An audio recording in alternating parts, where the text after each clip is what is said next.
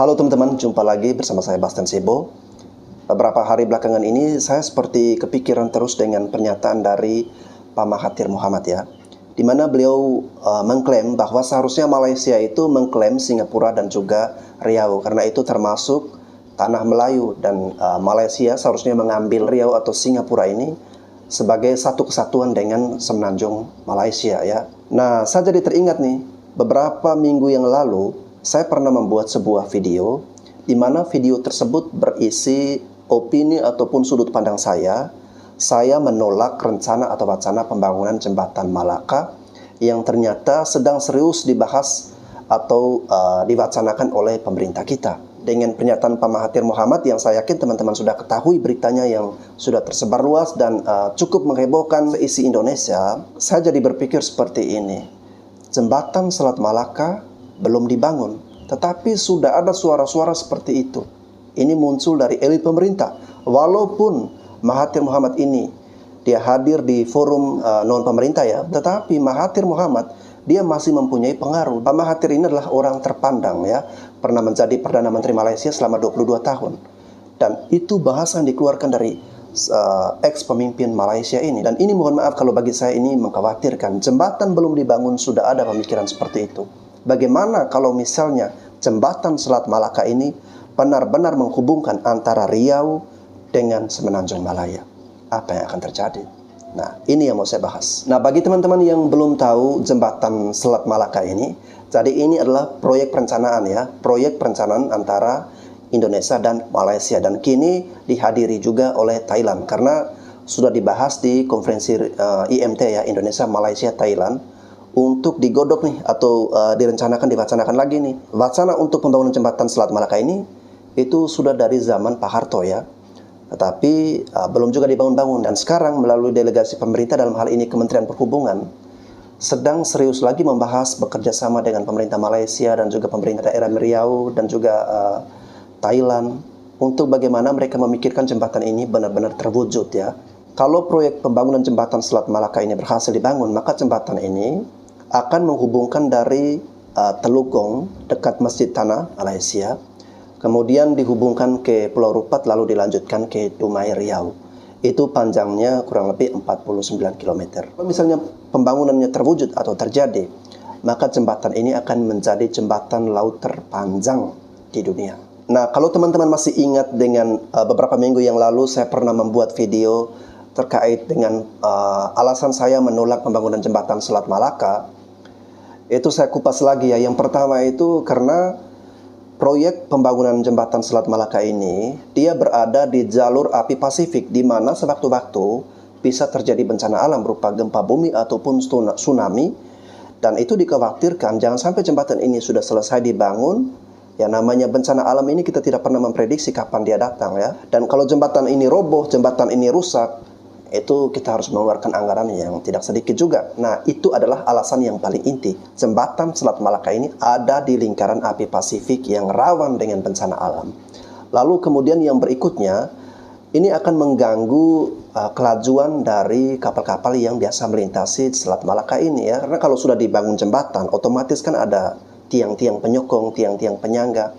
Dan dari situ mengganggu aktivitas pergerakan dari kapal-kapal yang biasa melewati Selat Malaka. Lalu alasan berikutnya, di dalam negeri sendiri ya, di dalam negeri kita, itu masih banyak daerah-daerah yang membutuhkan konektivitas, yang membutuhkan jembatan untuk menghubungkan dari satu daerah ke daerah lain, satu wilayah ke wilayah yang lain, ataupun pulau-pulau di Indonesia juga masih ada yang membutuhkan jembatan untuk menghubungkan antar pulau. Lalu yang berikutnya, kita tahu pemerintah kita saat ini juga tengah fokus dengan mega proyek ya, yakni pembangunan ibu kota negara baru di Kalimantan Timur. Dan proyek itu kurang lebih yang saya ketahui dari berbagai media yang sudah tersebar, bahwa akan memakan biaya di atas 500 triliun lebih.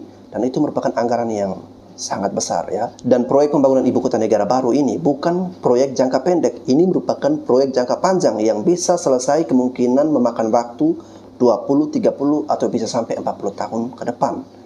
Dan kalau ditambah dengan pembangunan jembatan Selat Malaka, dan ini akan semakin membebani keuangan negara kita. Dan di alasan terakhir dalam video tersebut, saya juga pernah menyampaikan bahwa adanya kekhawatiran saya secara pribadi bahwa nanti takutnya di kemudian hari bisa menimbulkan konflik kedaulatan negara ya. Walaupun jembatan Selat Malaka itu belum dibangun, tetapi pernyataan saya, kata-kata saya beberapa minggu yang lalu di dalam video tersebut, poin yang terakhir ini terbukti bahwa nanti dikhawatirkan akan ganggu kedaulatan antara kedua negara ini. Dan sekarang jembatan belum dibangun, kita sudah mendengarkan pernyataan dari Pak Mahathir bahwa Malaysia seharusnya mengklaim Riau sebagai bagian dari Malaysia. Wacana mengenai pembangunan jembatan Selat Malaka ini, itu bukan wacana yang main-main ya teman-teman. Beberapa hari belakangan ini pemerintah kita dan bekerja sama dengan pemerintah Malaysia dan juga Thailand itu serius menggarap proyek ini. Pemerintah kita, pemerintah Indonesia melalui Menteri Perhubungan dan pemerintah daerah atau Pemda Riau itu telah mempersiapkan langkah-langkah untuk membangun Roro Dumai Melaka ini. Apalagi pemerintah Indonesia melalui Menteri Perdagangan sudah menunjuk Riau saat ini sebagai pusat perdagangan di wilayah Sumatera. Riau ditunjuk sebagai pemasar komoditas ekspor ke negeri Malaysia dan Thailand dengan negara yang memiliki hubungan sosial budaya satu rumpun. Dan satu hal yang harus teman-teman ketahui, bahwa pembangunan jembatan Selat Malaka atau Roro Dumai Melaka ini itu sudah masuk dalam RPJMN yang artinya program dari Presiden selama 5 tahun sampai 2024. Jadi ini bukan main-main ya, ada komitmen antara kedua belah pihak, pemerintah Indonesia dan pemerintah Malaysia. Saat ini ya kita ketahui Presiden Jokowi sudah membangun jalan tol Sumatera mulai dari Lampung menuju ke Aceh termasuk Riau. Ya, semoga saja pembangunan-pembangunan itu bukan untuk agenda kepentingan pembangunan jembatan Selat Malaka, tetapi ini murni untuk kemajuan masyarakat Sumatera. Ya, karena kekhawatiran saya seperti yang sudah saya sampaikan tadi, adanya jembatan ini bisa mengganggu kedaulatan wilayah. Dulu di zaman pemerintah SBY, Malaysia pernah membujuk ataupun memohon kepada pemerintah SBY pada saat itu untuk segera membangun jembatan Selat Malaka. Tetapi untungnya Presiden SBY pada saat itu menolak. Lalu kemudian Malaysia berusaha dengan cara lain. Ini Malaysia menawarkan program terowongan ya, terowongan bawah laut. Kalau misalnya jembatan Selat Malaka ini dinilai anggarannya terlalu besar, ya bisa dibangun terowongan bawah laut yang menghubungkan Semenanjung Malaya dengan Pulau Sumatera. Selain itu, agar lebih menarik lagi atau memikat perhatian dari pemerintah SBY pada saat itu, Malaysia bahkan menawarkan bahwa proyek ini nantinya akan dibiayai oleh salah satu bank dari Cina, di mana 80% biaya pembangunan jembatan Selat Malaka ini siap ditanggung oleh bank Cina ini. Tetapi semanis apapun rayuan itu, Pak SBY tetap dengan pendiriannya bahwa beliau menolak pembangunan jembatan Selat Malaka. Lalu kenapa Pak SBY menolak pembangunan jembatan Selat Malaka pada saat itu? Apa sebenarnya yang ada di pemikiran kepala Pak SBY pada saat itu? Ketika berbicara di depan masyarakat Indonesia di Berlin pada tanggal 5 Maret 2013, Pak SBY pada waktu itu mengatakan bahwa dia mengaku 4 tahun yang lalu Malaysia mengusulkan pembangunan jembatan yang menghubungkan Dumai ke Semenanjung Malaysia. Pak SBY pada saat itu dia mengatakan seperti ini, "Saya tolak. Saya tahu kalau jembatan Sumatera Malaysia yang dibangun, kekayaan Sumatera akan habis tersedot ke Asia.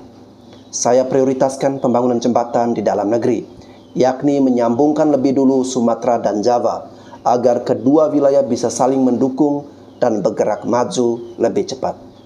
Itu kata Pak SBY pada saat itu.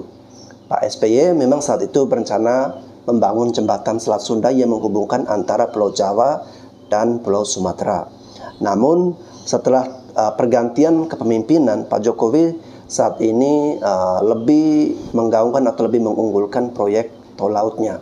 Nah teman-teman, apa yang dipikirkan oleh Pak SBY pada saat itu, yakni beliau mengkhawatirkan jangan sampai jembatan ataupun terowongan bawah laut ini kalau sudah berhasil dibangun, kekayaan alam dari Sumatera akan disedot habis ke Asia. Dan itu kita bisa menganalisis, masa sih Cina mau mengelontorkan uang yang begitu banyak untuk mau mendanai pembangunan jembatan Selat Malaka ini.